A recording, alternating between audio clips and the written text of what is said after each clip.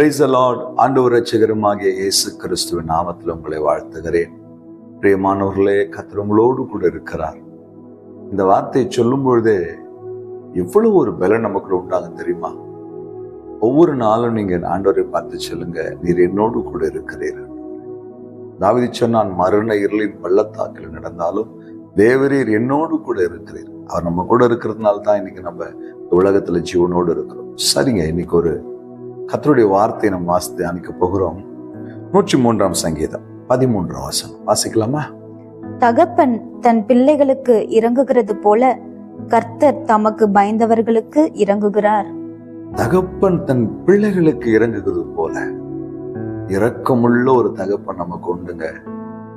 சந்தோஷமா இருங்களேன். ஒரு இரக்கமுள்ள தகப்பன், ஒரு அருமையான ஆண்டவருக்கு பயந்து வாழ்கிற ஒரு தகப்பனுக்கு ஒரு பிள்ளை இருந்தார். ஆரம்ப காலத்திலே நல்ல ஜெபம், வேத வாசிப்பு, ஆலயம் இப்படி வளர்ந்த மகன் சில நாட்களிலே கல்லூரிக்கு போகும்போது தவறான நண்பர்களுடைய தொடர்பால் தகப்பனை விட்டு பிரிந்து பாவத்திலும் அருவருப்பிலும் அசுத்தத்திலும் தன்னை அர்ப்பணித்துக் கொண்டவனாய் தன் வாழ்க்கையை தடமாறி போனான்.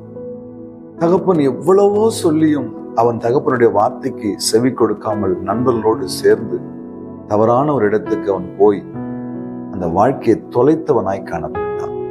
ஒரு சில மாதங்களுக்கு பின்பு தகப்பனுக்கு ஒரு கடிதம் வந்தது. அதில், அப்பா, என் நண்பர்கள் எல்லாம் விட்டு போய்விட்டார்கள். நான் மிகவும் பாதிக்கப்பட்டு உள்ளேன். நான் செய்த பாவத்தின் மூலமாய் சில வியாதிகள் என் சரீரத்துல வந்திருக்கிறது.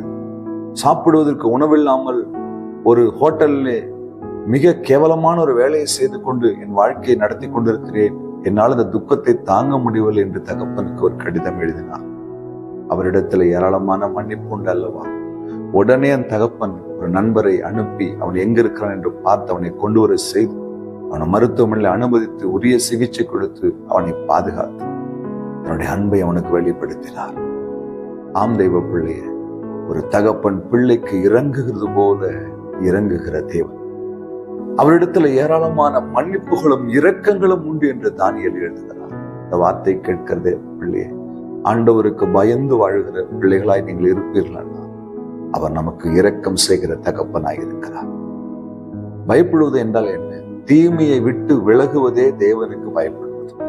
ஆண்டவருக்கு நாம் பயந்து வாழும் பொழுது அவர் நமக்கு ஒரு இரக்கமுள்ள தகப்பனாய் மாத்திரம் தெரிகிறார். இவ்வளவு பெரிய வார்த்தை. இன்றைக்கு அந்த இரக்கமுள்ள தகப்பன் உங்களையும் என்னையும் தன்னுடைய இரக்கத்தினாலே நடத்தி செல்ல போகிறார். விசுவாசிக்கிறீங்களா? தேவ கரத்துல ஒப்பு கொடுக்கிறீங்களா? ஒருவேளை அவரை துக்கப்படுத்தின காரியங்கள் ஏதாகிலும் வாழ்க்கையில் இருக்குமானால் இன்றைக்கு ஒப்பு கொடுத்து செபிச்சு, தகப்பனே எனக்கு இரங்கும் என்று சொல்லி நம்மை அர்ப்பணிப்போமானால் அவருடைய இரக்கங்கள் நம்மை சூழ்ந்து கொள்ளும். தகப்பன் பிள்ளைகளுக்கு இறங்குகிறது போல இறங்குவதற்காய் காத்திருக்கிற ஒரு தகப்பன் நமக்கு உண்டு.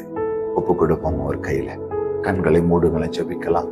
அன்பும் இரக்கமுள்ள தகப்பனே, தகப்பன் தன் பிள்ளைகளுக்கு இறங்குகிறது போல இறங்குகிறவரே, இந்த வார்த்தை கேட்கிற ஒவ்வொரு பிள்ளைகளுக்கும் இரக்கம் செய்தருளும் என்று ஜெபிக்கிறேன்.